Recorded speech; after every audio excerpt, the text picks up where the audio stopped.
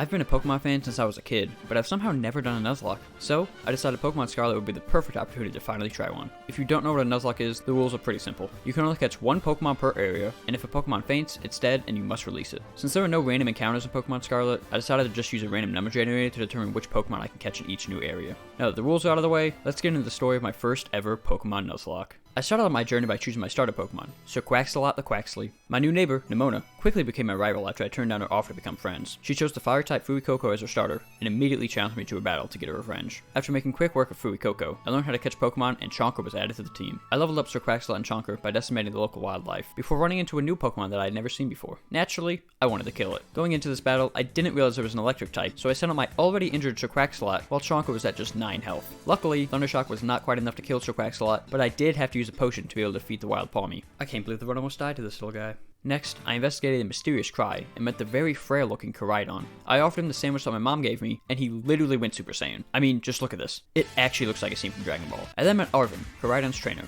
who challenged me to a battle to test my worthiness. After decimating his Squirtle, Arvin just gave me Koraidon's Pokeball and ran away. I'll take it, I guess. Hey, real quick, most of the people who watch my videos aren't subscribed to the channel, so if you're new or you've watched the videos and you're not subscribed, consider subscribing. It just takes a couple seconds and it would really mean a lot. Okay, back to the video. I then entered my first new area, and the random number generator decided that I got to catch a Scatterbug, which was literally the Pokemon that I wanted the least. I named the team's newest member how I felt about him, and started taking out trainers in the new area for some easy experience. While I was exploring this new area, I saw another Pokemon that I had never seen before, so of course I had to kill it. I threw out Useless, and the Strudel immediately used Leer to lower my defense. Kind of scary, but then she used Acid Spray, a special move. Okay, I thought, she doesn't have a physical move to hit me with, so I can keep Useless out to get the most amount of experience for him. The Strudel then used Leer again and then another Acid Spray, leaving Useless with enough health to tank another Acid Spray and finish the job. Or so I thought. Apparently, this Strudel also knew Scratch, a physical move. And with Useless's defense lowered twice by Leer, it was the end of his very short journey. I wasn't too upset about this loss. I mean, I literally named him Useless, but just having one extra Pokemon is extremely beneficial in Nuzlocks, so I was definitely a bit nervous about going forward. I cleared out the rest of the trainers in the first area with relative ease, using both Sir Quaxalot and Chonker, and then it was time to move on to the next area. As I approached the door to the big city, Nimona caught up with me, eager to get her revenge, and challenged me to a Pokemon battle. She started with Fuecoco, and I unfortunately had Chonker out first, when Sir Quaxalot would be much better in this situation. My first mistake. While I was able to take down Nimona's Fuecoco, Chonker was down to about half health. When Nimona sent out her second Pokemon, things went from bad to worse. A familiar face emerged from the Pokeball.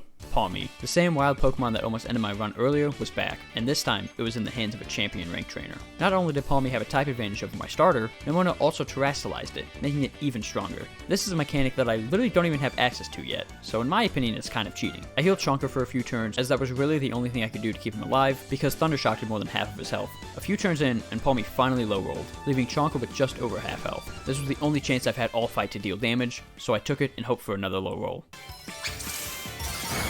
What the fuck? Yep.